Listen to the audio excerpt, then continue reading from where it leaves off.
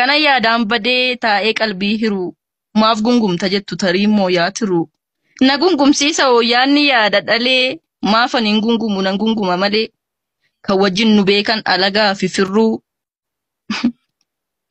utuu qaama tokko taanee wajjin jirru. Walii galuu didan qaamni koo wal qeequ iji koos ni boo'a yommuu ilkaan seequ. Faallaa walii deemuu walirratti ka'uu kan afaan dubbatu gurri koon dhaga'u. Akka waan alagaa waliif orma ta'ee qaama koot wal lola walirratti ka'e.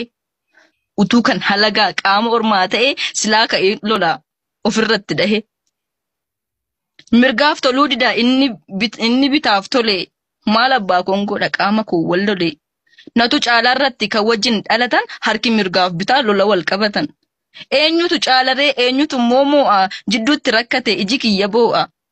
Akkamittiin bitaan bukkee dhaabatti humna ishee sakamiin qixxee koo dhaabatti. Akkam abbaa isheetti dubbatti gita koo jedhee harki mirgaa tuffate bitaa koo.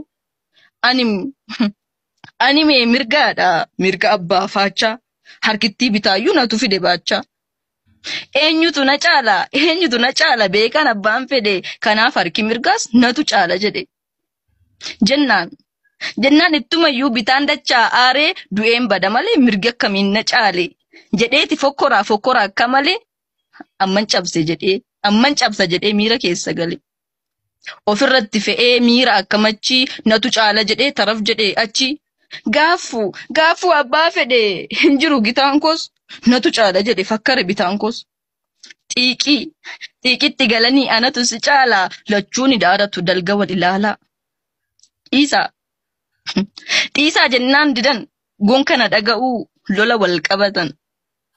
Lola wal qabachuun jalqaba wal dha'u. Lachuu wal rukutuun waliif utuun oo'in garuu maal godhare utuu wal hin moo'in. Natu caalaarratti bitaa fi mirgaan koo jidduutti dhahanii jaamsanii ilkaan koo cabsanis ilkaan koo. Utuu wal lolanii natti buusan balaa jidduutti ija koos rukutan na jalaa. Sababa harka koon iji marartuun koo kunoolif jettee kaa jaamte agartuun koo. Kana bu'aan isaanii bu'aan lola harka ija koos jaamsanii na dhorkanii argaa. Silaas natu caalaa tola wal sukkuumu wal wajjin safaree kan waaqayyo uume. Akkamii wal caalaa akkamii wal gata akkamittiin harki lola wal qabata. Kan wajjin dhalate waliif diina ta'ee akkamii wal moo'a harki harka dhahe. Waliin ta'ee wajjin diina isaa haleela malee akkamittiin harki harka eela. Mirgi eeboo falfalee diina isaa lolata bitaan immoo gaachanaan ofirraa qolata. Kan bitaaf hin tolle mirgaafis hin tolu yoo diina isaa malee qaamni qaaman lolu.